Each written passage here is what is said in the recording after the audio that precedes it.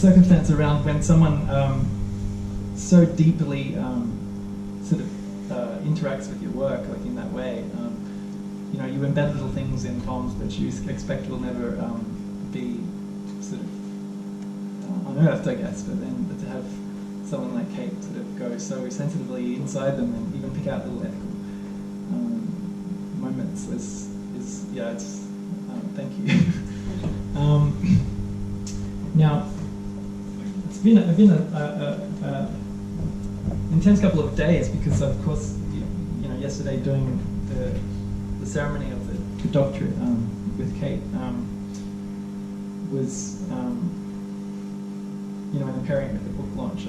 The doctorate is, the ceremony is quite sort of eccentric in itself, and I quite enjoy like just thinking about the rigmarole that goes around just that short walk from that small little square on the ground over to the Deputy Vice Chancellor. There's so much preparation involved and charts and maps and like, for example, I found it quite strange because I stood on the mark and was waiting for my cue from the Deputy Vice Chancellor, and when I received that cue, I began my walk forwards, but and when I looked up though, and I moved closer to the Deputy Vice Chancellor, I noticed below his regalia and his sort of fanfare, he was actually just wearing a T-shirt which said "Extremely Odd Jobs." And, I moved closer towards him, and I was parallel to the beach at that point, and I was wearing this sort of beige shirt collar, which was the same color as the sand. And I noticed, because I was probably about halfway at this point, that he was standing next to one of those old vintage Casio keyboards, and it was playing some pretty cheesy beats. But I mean, I'll read some of the poems. This one's called, I'm not sure if I can read and hold the mic at the same time, but I'll see. This one's called More on Bob Dylan's Day. They called him Dylan because he kept a harmonica along his cough. He coughed gently through his nose. His nose was the shape of half an opening silver gum wrapper, and I was having a game of golf with him. We had played 4 days, and I could already sense that a thought itself was beginning to distract Dylan's putting. He put it over on my niblick shoe, and I didn't flinch. The way arborists fell a tree across the yard mid-conversation, already drinking the tea you offered them on arrival. His swing, like that of the very tree, was nasally. I guess that's also why they called him Dylan. "Bob!" I yelled that day instead of "4!" and we laughed. It's just, I couldn't bring him to a point. My sister called Dylan's dilemma a red flag, but in truth many of the holes held red flags, and there was no breeze at all, just a dribble either side of the pin, which I used to write this.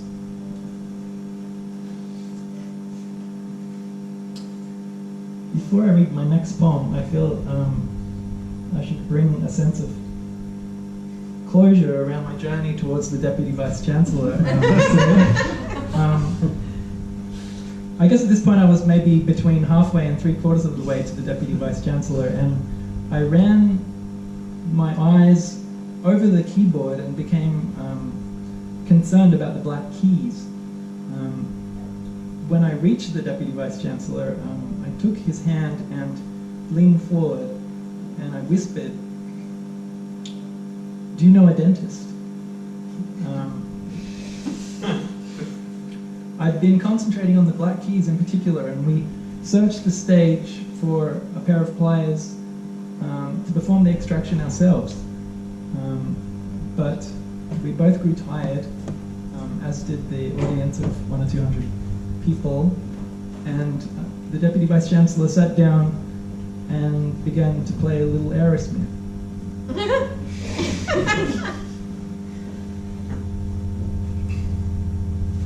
Okay, you can verify all this.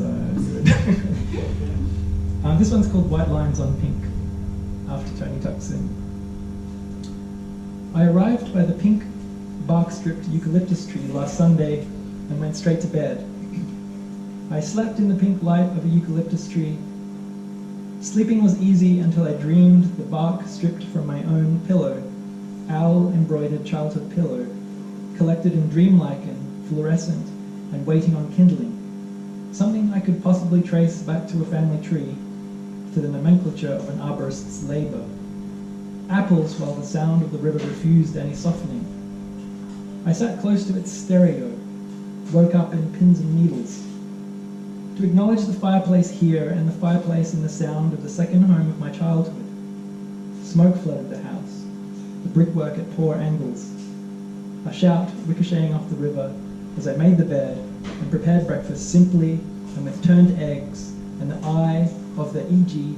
always drawing on emotion caused by repetition.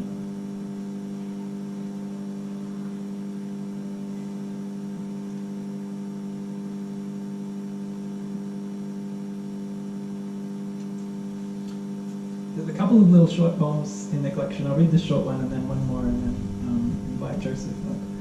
This one's called Billion Billion.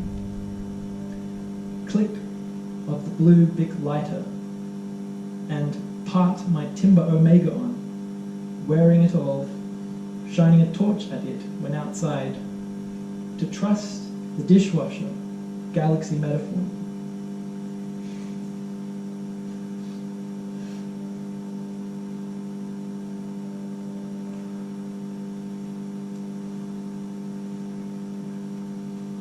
Okay, I'll read one more. And then, this is called Top Floor. Almonds, their carpentry, as violins top floor and rolled up mountains delivered in alfoil. Peeling back curtains to let in the means, antlers used as a toothpick. Image, getting atop yesterday's early morning dream of overlapping hamburger. Or the stratosphere below our ankles where bright weed flowers and circumstances leave us luggage.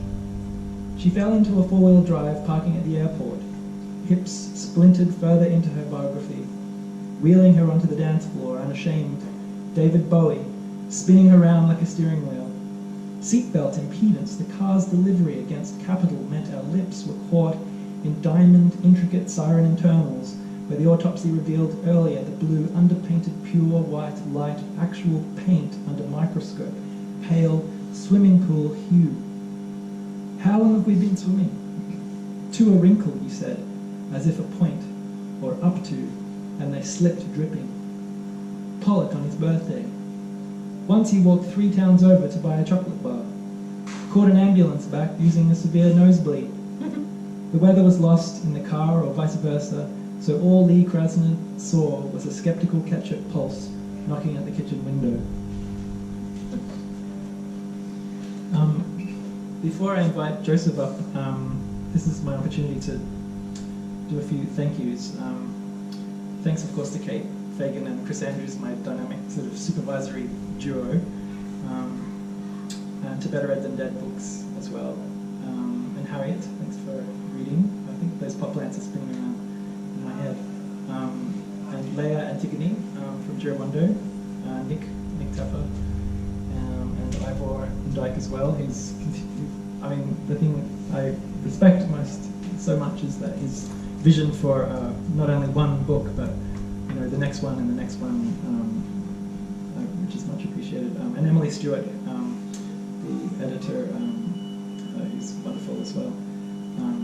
Apichatpong Wurasap-kun, who provided the image for the book. When I finished the Melbourne launch, I arrived home that evening, checked my emails, and there was an email from Apichatpong who just received the book and was very pleased to see his image on the front, which was quite touching for me. And finally, it's a nice opportunity to thank Sydney poets, or Melbourne/Sydney poets such as Kate Fagan and Toby Fitch, who are here, for their support over the years. And Kate, taking your academic hat off, we're back to being sort of poetry pals again. But I'll invite Joseph up to perform with me.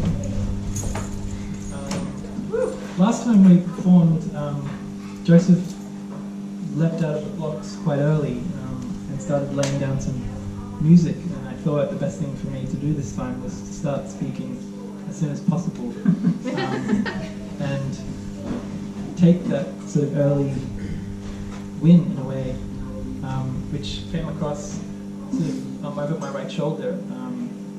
I had, for some reason, strapped a number of books to my feet using masking tape, and every time I started to walk, there was a sort of strange whizzing or swooshing sound, which was quite distracting, but with time I was able to sit down up against my wallet, which had grown quite large by that point. It was soft, and I fell asleep for 4 or 5 minutes, waking surprisingly when I heard the sound of, it was like a little nerve or a tingle that was climbing up the side of my neck. When I reached for it, I realized my wallet also had been strapped to my neck. I was standing right in front of the gelati shop at the time, and the person at the shop had her hands in a peppermint ice cream and was asking if I had an interest in the contemporary notion of Australian liquidation, stock taxes, and certain pieces of information that were spinning, sort of washing the very window of the ice cream parlor, and I could see a number of different colors. And again, I was concerned because I still hadn't paid for the double cone, and I was on my own and was concerned because it had taken so long to walk from the entrance to the ice cream parlor to the actual area where I was to scan the ice cream. All I had was a handful of ice cream, peppermint flavor, which I hesitated to move away from, given it generally satisfied me to 75% of the actual debt incurred by the nation's ABC balance cordon action ligament, which was where I had found the injury in the first place, skipping or sliding sideways on the grass, because I was disappointed to have not worn the appropriate shoes. Why was I playing soccer wearing a pair of books strapped to my feet? Eventually I was able to step down from the books. It took some time. I was sensitive to, well, sensitive isn't the right word, a respect around the nature of literature. Sure, I dog ear a book sometimes. Sometimes I'll tear a page out if I need to convince the woman that I wasn't able to find change in the wallet strapped to my neck, and I offered her a page of Cesar Ira's Conversations or Conversation. I never remember the exact title.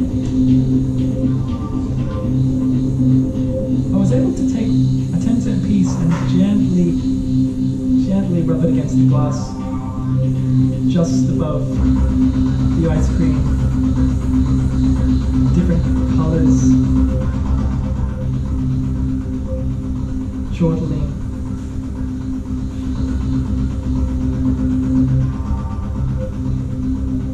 transport, pot plants, quite low pot plants.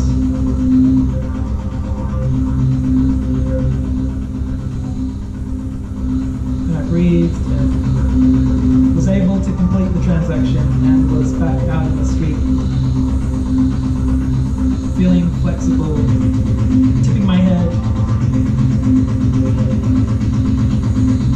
between each band of the helicopter. Breeze, a light breeze, brief storm, and a pot plant.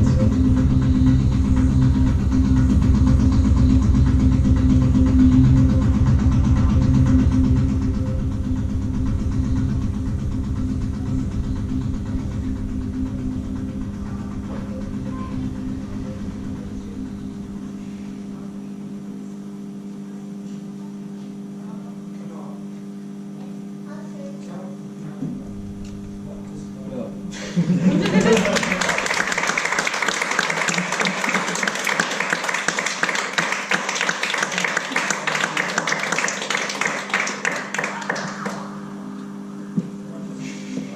last year, Joseph and I performed an improvised piece just like this one, but we also worked on Joseph worked on some music to go with my poem, The Master from Jamsky Vision. So I thought we'd finish tonight by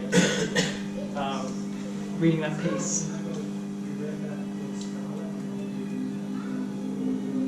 This is called The Master, after Paul Thomas Anderson's film of the same name. Cabbages and the sea, cabbages and the sea, cabbages and the sea, in PT. The colour of cabbages in the sea, in PT. And the colour of cabbages in the sea, and the colour, and the cabbages, and the colour in the sea, and the cabbages of colour in the sea, the cabbages of colour in the sea, and the cabbages in PT. Cabbages and the sea, cabbages and the sea, cabbages and the sea, cabbages and the sea, cabbages and the sea, cabbages and the sea, in PT. The colour of cabbages and the sea, the colour of cabbages and the sea, the colour of cabbages and the sea, in PT. Colour of the sea, and then the colour of cabbages, colour of the sea, and then the colour of cabbages, colour of the sea, and then the colour of cabbages, in PT. The blue-green sea and the blue-green cabbage, the blue-green sea, and 16 minutes later the colour of the blue-green cabbage, and the blue-green sea, and then 16 minutes later the colour of the blue-green cabbage, in PT. After that wild scene strangling the cabbage of the round married man's portrait, after the twisted scene drinking fuel and twisting nipples on the beach in the army, after the sea-bitten sexing garment sales lady in the dark room falling asleep later, clearly at dinner, at the cabbage, at the cabbage, at the cabbage, near the habit, near the habit, near the habit, at the sea, at the sea, at the sea, that sandcastle lady, and that sandcastle lady, and that sandcastle lady. The colour of aftershave and the majority of blue skies on cloudless cabbage-coloured days, and the sea-infused beaches, and cabbage-coloured uniforms, and the sea announcements and cocktails, colour of the sea in cabbage, colour of the sea in cabbage, colour of the sea in cabbage, in the cab, in the cab, in the cab, Paul Thomas Anderson and Philip Seymour Hoffman and Paul Thomas Anderson and Philip Seymour Hoffman and Paul Thomas Anderson and Philip Seymour Hoffman and Paul Thomas Anderson and Philip Seymour Hoffman. New Zealand, New Zealand, New Zealand, New Zealand, New Zealand, New Zealand, New Zealand, New Zealand.